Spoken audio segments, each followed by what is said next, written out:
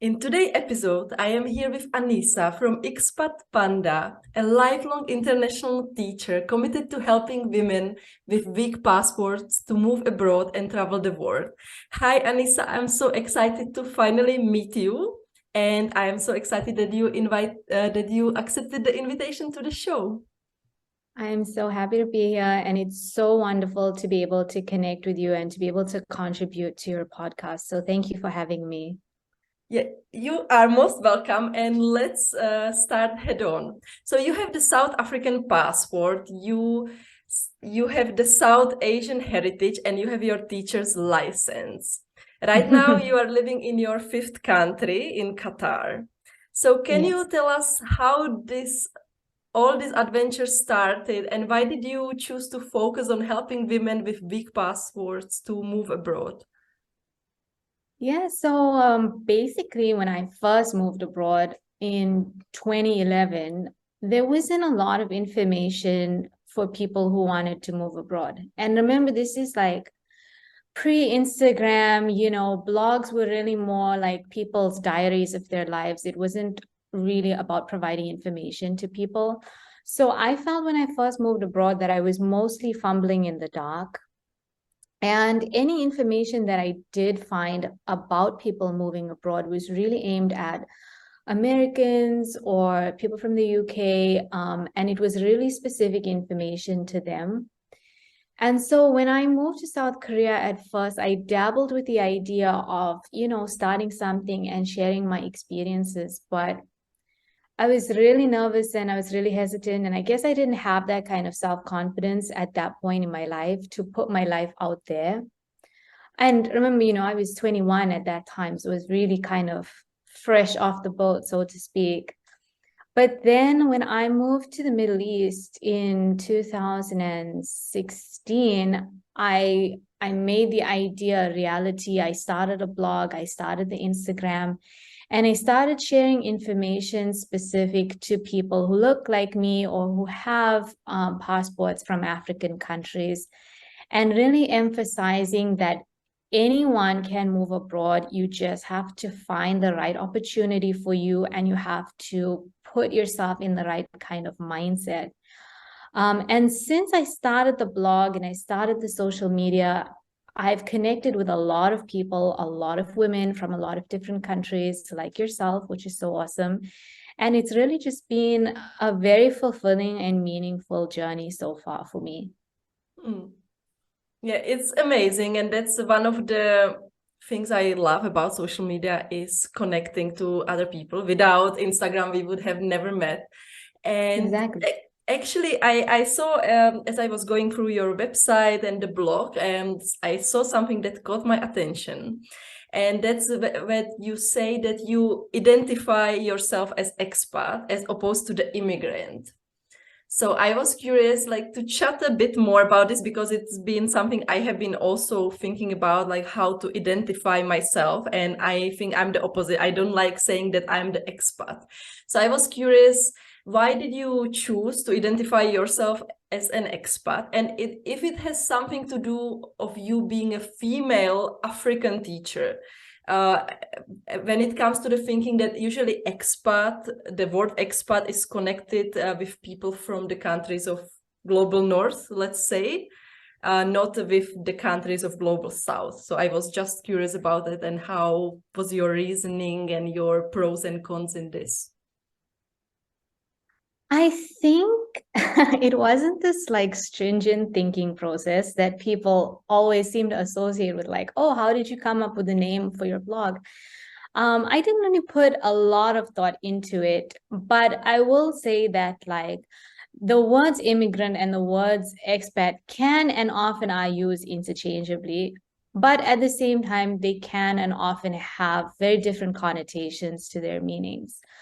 And historically, I think the word immigrant has been associated with people who move to other countries in the hope of changing their citizenship. And those people have traditionally looked a certain way and come from certain places. And in most cases, as you pointed out, they're not from the global north and they're not white. So by using the term expat, I feel like I can gain some control over taking back a term like that has been traditionally used for people from the global north, for white people, for people coming from certain places and looking a certain way, but myself not fitting into that mold. So I can take control of that narrative, and I can give myself any name that I want to. And if I want to call myself an expat, that's great. It doesn't mean I need to look a certain way or fit into a certain stereotype. In fact, I'm hoping that we can change those stereotypes that do exist. And I think, the whole idea of people moving because they want a different citizenship or they want to change their quality of life. I mean, I totally support that as well. And it's not my main goal, but I think both terms should be used free of judgment, and whatever people choose to identify themselves, I respect that, and I hope that we can foster that kind of respect by using both terms with respect.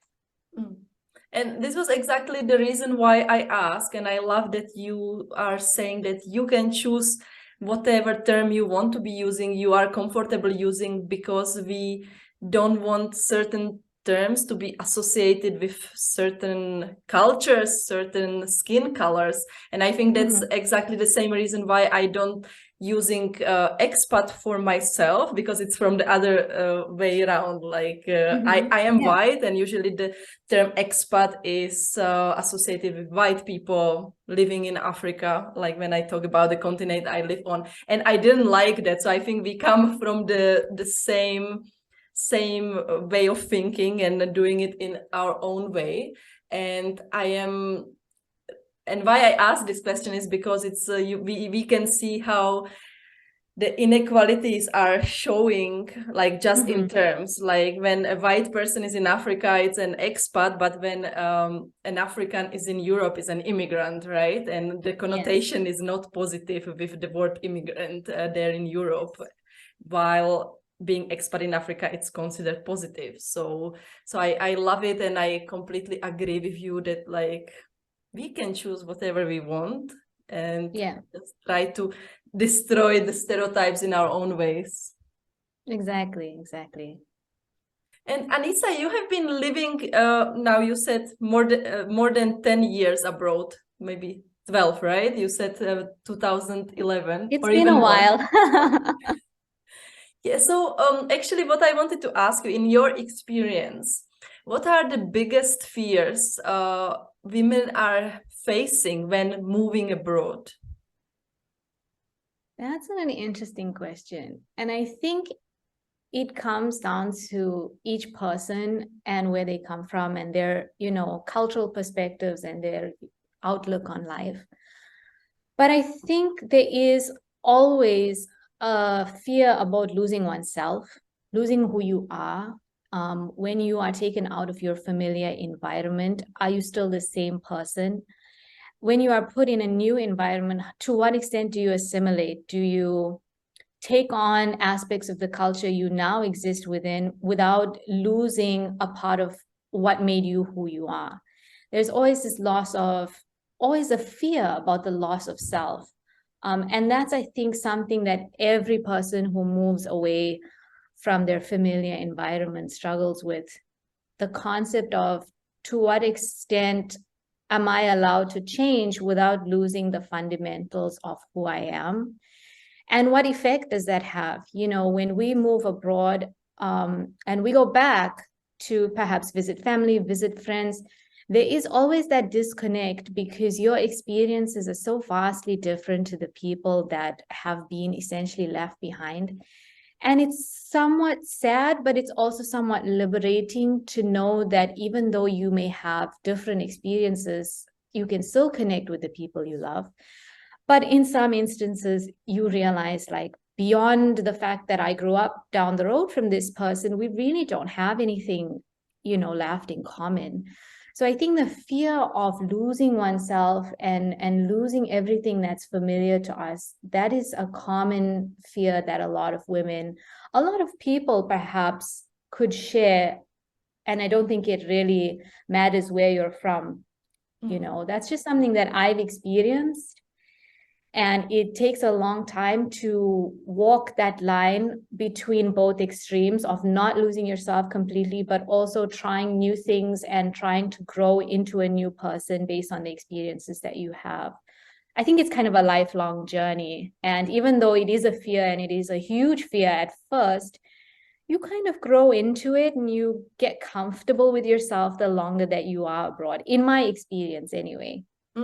And you actually just answered my next question, because I was about to ask you, how did you deal with it? Like with this kind of fear of losing yourself, but also growing into the new, better perhaps person. So you mentioned that it's kind of a lifelong journey. Does something else comes to your mind when it comes to how to deal with this, how to approach this fear of not losing our old identity, but also the desire to create a new one? I think self-support is so important, and it's so underrated for women who move. I feel like when men move abroad, they're celebrated. They're seen as, pioneers. They're seen as ambitious, whatever. But when women move abroad, it's kind of like, oh, are you sure this is the right move for you? How will you function without friends and family? It's not really celebrated. It's more really a perhaps cause for concern. But if you have self-support, and if you believe in yourself, and if you stay true to the purpose that is propelling you to move, you can see yourself through any situation. You can support yourself through that shift between perhaps shedding your old skin and stepping into a new person without losing completely who you are, but embracing as well all the changes that you have come to experience. So I think self-support and self-motivation and just being true to yourself is the most important thing. It's not easy. It takes a long time, and it's filled with moments of doubt and uncertainty. But the more you try and the more you work towards it, I do believe that it can be an extremely fulfilling thing for women to have. Yeah. I agree that you said it's simple, but it's also difficult. So, and I completely can relate to what you were saying, that it's, you do it step by step, you learn, you grow. And that's what I always say, that I feel the real progress in anything is 2 steps forward, 1 step back. Yes. And I think often we have this kind of desire to be perfect, to prove that we have done the right choice moving abroad. And when we experience this 1 step back, like that's when all the judgment, all the self-doubt comes in. But I want to just acknowledge that it's completely normal, that I believe that all of us experience this kind of 2 steps forward, 1 step back, and that's part of the journey, and it's okay. Yes, definitely. I like that you put it that way. And I think also women have been held to a higher standard of perfection than men historically. And that still continues, although differently today. And women ourselves, we hold ourselves to a very rigid standard of perfection. And we need to give ourselves grace. It's okay to fail. It's okay to make mistakes. It doesn't make you a worse person. It means that you're growing from these failures, from these mistakes. So we as women also have to allow ourselves to go through the negative emotions and process them as part of our growth. And when it comes to already living abroad, and you have lots of experience with that, with 5 countries, what are the biggest challenges once living abroad? And maybe especially if you live abroad and have a partner from different culture, maybe from that country, what are the biggest challenges there? And should we kind of approach it in advance somehow, or how to prepare for it? Because that's, I think, when we move in, things are new, things are exciting, but then when it's 2 years, 3 years, you really have your life there, it starts to be different.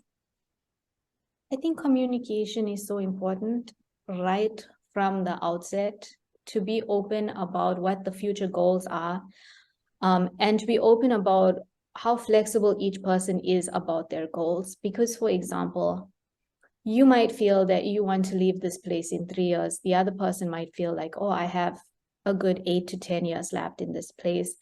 And it's important to establish, like, well, if this gets to a certain point, like, what could happen? What are the scenarios that we face? Of course, things can change. You never know how circumstances can go, but it's important to communicate all of those things and be open and upfront right from the get-go. And then to just keep communicating, to keep letting the other person know how you feel, how are the state of things. Because as time goes on, circumstances change, things evolve, you grow, the other person grows, you grow together, you grow apart. Like, to just keep communicating and be open with the other person. So one day you don't wake up and like, oh, I'm done with this. And the other person's just like, wait, what? Like, where did this come from? So communication, I think, is just so key. And also to understand and acknowledge that you're different from each other and that you may not hold the same things as important.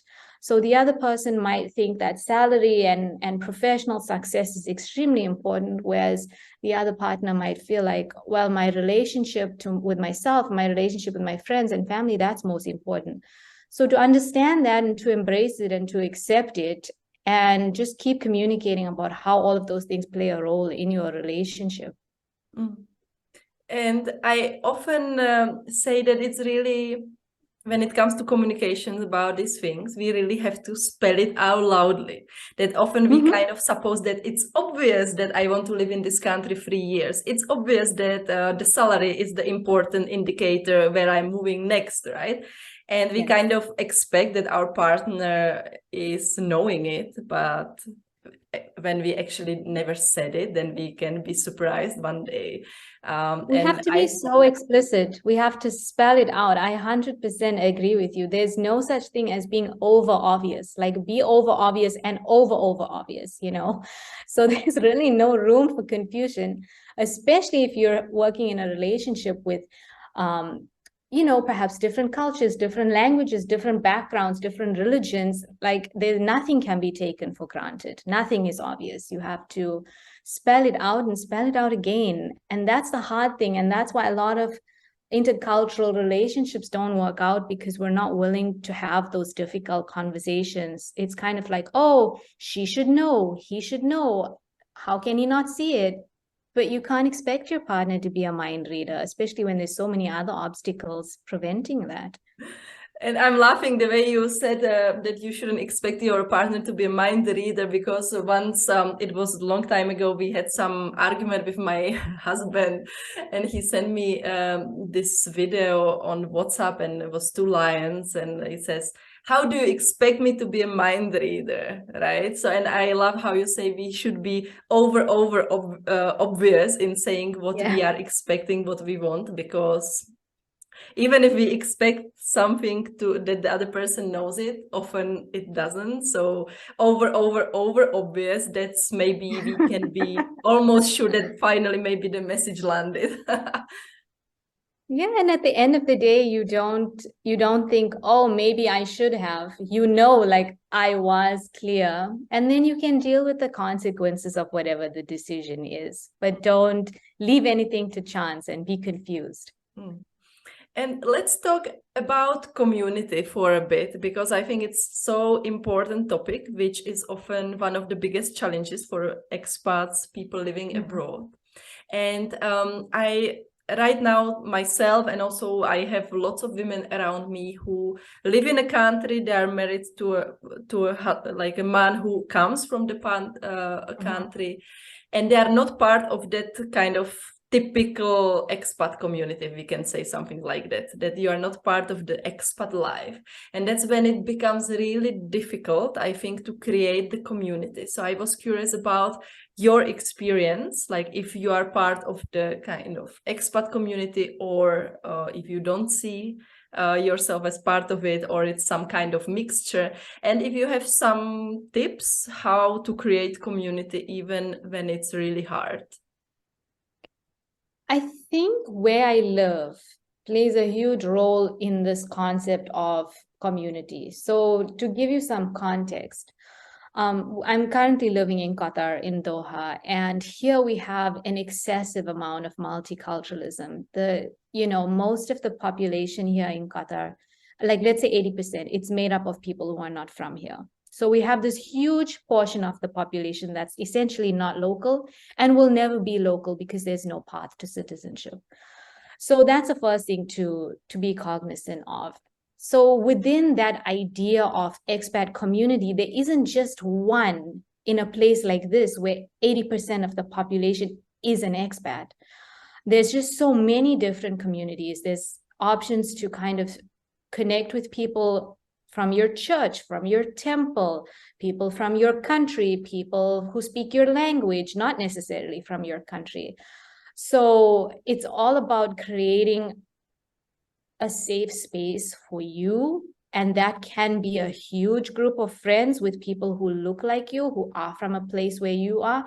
Or it could be completely different people with whom you have something in common. Perhaps you play tennis together, perhaps you play basketball. So I think the most important thing is to just put yourself out there and be open to meeting people. And it doesn't have to be people with whom you think you will have something in common or who look like you or who speak your language as a native tongue, but just being open to connecting with all sorts of people and seeing with whom you make those connections. If I look at my friend circle, I wouldn't say I really have all my friends who look like me or come from the same place as me, or that we have anything even in common. But what we have bonded over is the shared experience of being a woman living abroad in this particular country. So, to just put yourself out there and join different things and see what kind of connections you can form, and then from there make the decisions that are best for you. We don't click with everyone, we click with certain people, and just kind of move forward in that direction. But I will say that the Gulf countries, UAE, Qatar, Oman, Bahrain, Kuwait, it's very different to being in, for example, if I think of an expat community in South Africa, that would be on a much smaller scale. You'd most likely know most of the members of that community. Whereas here, it's just like an explosion of different people from all over the globe. So yeah, it is a bit different. Yeah, I completely agree. It's really different based on the country. Like, for example, here in Zambia, the expat community is not very big because Zambia is peaceful, quite stable country. And most of the people who live here, even if they are foreigners, they live here, like me. So I found it really difficult to connect because it seems people already created their own lives, their circle of friends, and they are not that maybe adventurous or flexible to get new people in the circle. And also what I keep seeing is like lots of circles like based on the nationality. So we have, of course, we have the South African circles, then we have the Peruvians, we have the Americans, and like me being not part of any of those countries, it's been a bit tricky for me to find like really reliable friends. But I like what you said, that maybe you can connect with people over something you wouldn't even expect, that it's not the same country or the same language or the same skin color, those kind of obvious things you would think first, but maybe it can be something entirely different, like a hobby, or as you mentioned, being a woman who lives abroad in the Middle East, right? So I like that. And my takeaway from there is that really we need to think out of the box. Yeah, that's so true. That's 100% true. And kind of lean into any and all interactions, because you really never know when you could meet someone and click. It's kind of like when we talk about finding a romantic partner, it's like, oh, you could meet your partner on the plane, you could meet your partner in the library. Well, you could also meet a friend on the plane. You could also meet a friend in the library. So when you start chatting to somebody, take their number, follow up, arrange to meet for tea. Like, you never know where it could go. When I look at my own friendships, a lot of them have evolved from very unexpected places. I met one of my good friends in the bank, the least interesting place in the world. So you really never know when you could form a connection with someone. I completely agree. And I remember, I don't remember the name of the lady who said it, but I remember it was a TED talk. And she said how important is to go out of our comfort zone when we meet friends. And she said, if you are in some meeting or some event, look around and pick the least interesting person, the one which like you feel like you would never want to talk to him or her, and go and talk to him and her. And I love this because it's like we always tend to kind of go to similar people we are, and it can be super interesting and eye-opening when we go to somebody from completely different context with completely different background. Yeah, that's exactly it. Like you really never know who you will click with. It could be someone totally unexpected. And we always say that about a romantic partner, but why is that not the same being said for meeting a friend? Like that's an equally important and integral part of life and human connection. Mm-hmm. And this is actually, I believe, a good bridge to the next question. I have seen like you have been talking about safety when traveling. But what I wanted to take it more to the context safety or safety nets when living abroad, especially as a woman living abroad alone or with a partner from that country. So I was curious what you have to say about this. Like, should we be creating safety nets? How we should be doing it? What is important when it comes to safety for us as a women, especially? Yeah, I would say also when we are in a relationship or even have kids and live abroad, maybe without anybody. So, what's your take I on think this? that is really subjective based on the person, but also based on the person's circumstances. Like for myself, I don't have children, so I could not possibly speak for a person who has one or multiple children. But I do think what is important, although this might be less or more difficult depending on people's circumstances, is to really establish yourself as an individual first, not just as a wife or as a mother or as a teacher or as a colleague, but to establish yourself and build your life to a point where you feel happy about just being you outside of fulfilling any other role. And for each person that can look very different, because the concept of fulfillment looks different to different people. So for me, for example, that mean, oh, I reach a certain level in my career, and for another person that can mean, okay, I reach a certain milestone with my kids. So it's really just about focusing and honing in on what's important to you and working towards that, and creating the most meaningful and fulfilling experience for yourself beyond just where you are based or what is around you or what role you could play in relation to other people. Because at the end of the day, you only have yourself to rely on, and you never know what the future is going to hold. So you have to look out for yourself. And I think that's just the most important thing, is to build a life that you feel proud of and that you feel happy with. And at the end of the day, you can go to sleep at night feeling good about yourself. Mm. And yeah, I this is completely true, and I think we can't repeat it enough that it's so important to create our life as an individual, not to depend on one role, be it mother, wife, a teacher, or whatever, but like to really like we are not just one role in our life, and I believe we won't be never truly happy if we don't experience all the roles we are having in life.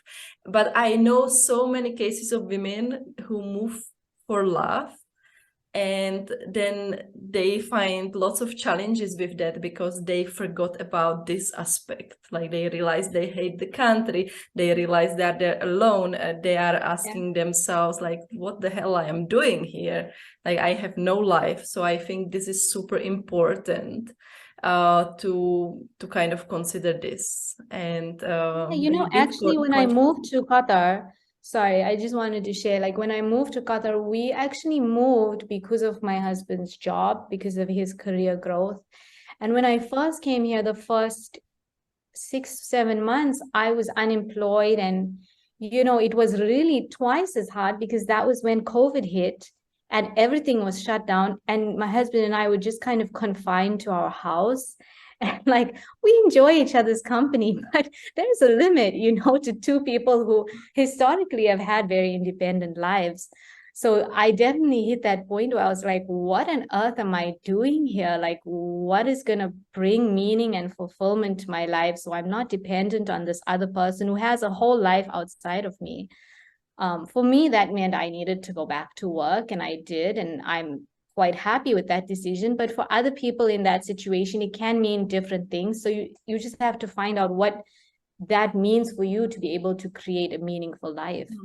And I'm so glad that you shared this actually, because I wanted to say the point is not to be always prepared, always be experiencing all the roles, but be able to kind of experience those terrible moments, but then go to action and do something about it. Not to stay in there like just feeling miserable and not doing anything about it. So I just wanted to acknowledge that we all who live abroad, we will experience these moments when we are doubting if we are doing the right decision, or if we live in the right country, or if we will live here forever. I just want to say that I think it's completely normal to experience those moments, but what is important is like how we deal with it, what we do after. Like maybe we can feel down for a couple of days, but then we need to go to the action. That's what I believe. Yeah, I think just the hard part is like for some people, it's like, what does that look like? What action is going to help me? You know, so that's really the hard part. And of course, it depends on the person, and each person is different. But just having that mindset that you are not worthless, that you deserve to have a happy and fulfilling life, whatever that looks like for you, I think that's also important. The mindset is so key. Yeah. And yeah, don't get me wrong, like I completely agree. It's so hard. It can be so hard. Like for me, for example, this January, it's really hard. And I was just on the phone with my friend who is also from Czech Republic. She lives in Italy, and somehow we have very similar challenges. Even Italy, Zambia, very different, but both of us living abroad, similar challenges. And it's so hard. Like sometimes we're like, why did I get into this, right? It's so hard. You have no community around. Your family is thousands of miles away. It's hard, yes. But I think then it comes to the mindset you mentioned, and I think we already have it inside. Just the fact that we moved abroad, we did that step, it shows that we are strong enough to overcome even these challenges. Yeah, that's so true. And sometimes we forget that. We forget that we took the leap. We made, you know, this monumental life change that a huge chunk of the world would not be able to do. That means that we can do other things. We're strong enough to do other things, and we shouldn't let our current circumstances define us forever. And talking about hard things in life, because this podcast is about real life, sharing what is hard and showing that it's normal, that life is hard, that nothing is perfect. I wanted to ask you, what's hard for you personally right now? And it can be anywhere, work, relationship, life, generally. What's hard for you right now? What's really hard for me right now is that the place that I work at is not the same place that I started working at. And I'll clarify that for you. So when I started working at the school where I'm currently working, we had a totally different management team, which meant that the school had a very different environment. International teaching is very transient, meaning that people tend to come and go quite often. So as things happened, that whole team eventually left, and now we're under a completely new management team. And it's really hard to see people who you respect and enjoy working with, you know, leave. And then also to start afresh with new people who may not understand the philosophies and the procedures that were put in place. So right now, you know, work is a bit challenging, navigating those circumstances, and yeah, just trying to find the joy and find the balance in a place that was a certain way, but now is completely different. So yeah, that's where I am right now, just trying to find the joy in teaching my students, even though other things in the school are really not making me happy. And yeah, thank you for sharing that. And why am I asking this question? I usually ask this question to all the guests, is actually to show that every one of us is dealing with something at the given point, and I think it would brought up much more kindness in the world if we were aware of this, that someone's life can look amazing on Instagram, like the places they travel, the amazing relationship they has, the way they are productive, it's all amazing. But that's why I'm asking this question, just to show that we all deal with something, and in some way it's hard for us. So thank you for sharing. You're welcome. And that brings me to the next question I ask everybody, so we can inspire ourselves. What lifts you up when you're down? Do you have some secret trick or something which always improves your mood, which makes you better when you feel down, when you feel like you just want to lie in the bed and watch Netflix and eat chocolates?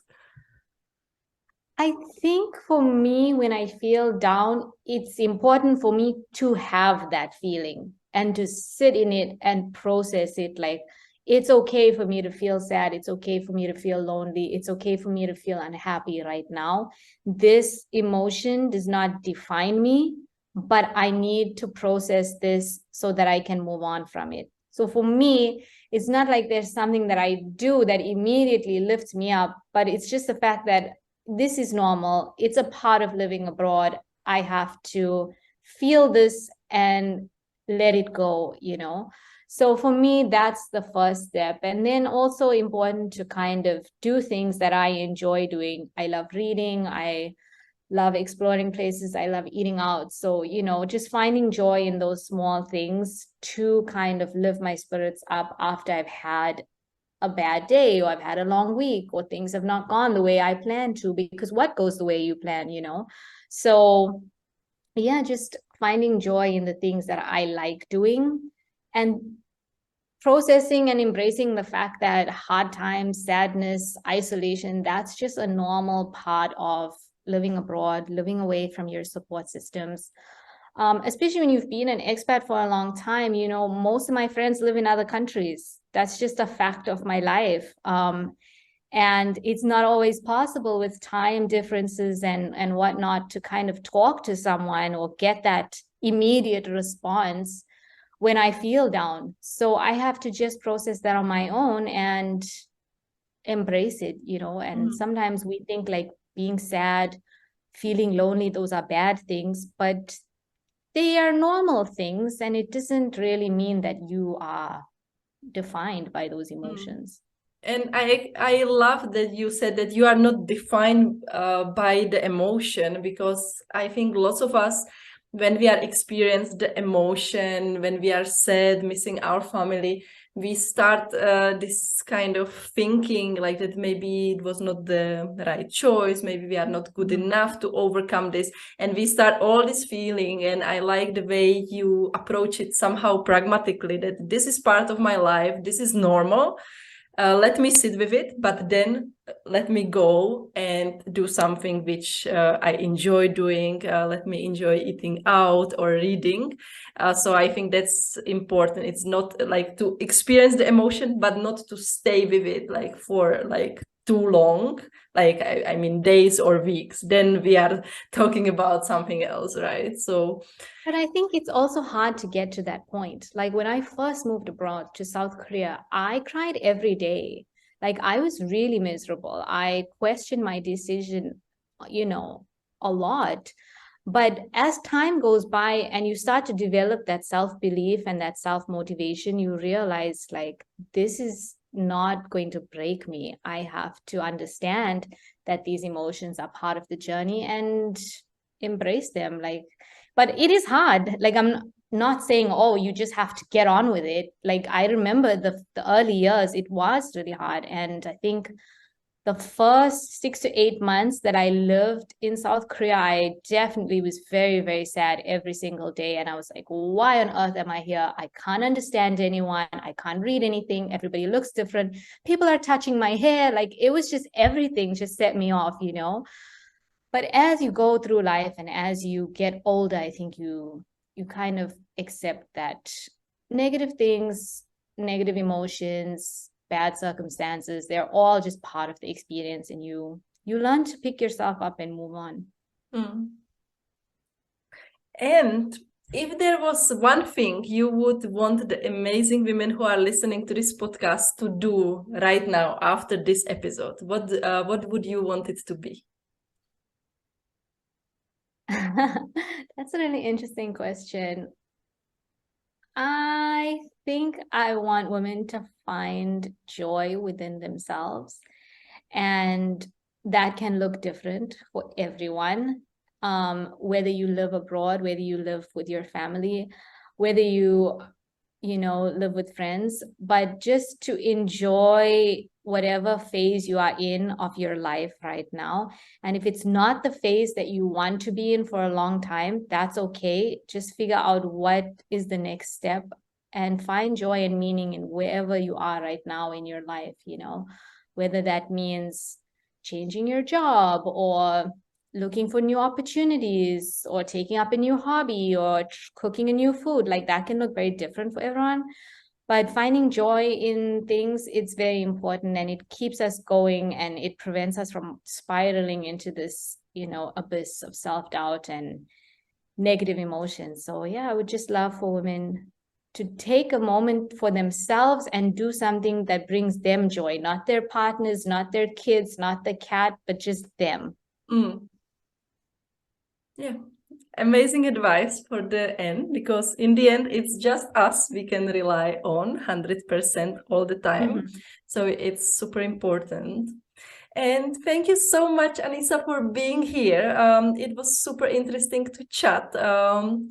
And you have had lots of experiences. You share it on your blog. You mentioned your Instagram. So when people who are listening and who want to check what you are up to, where they can find you?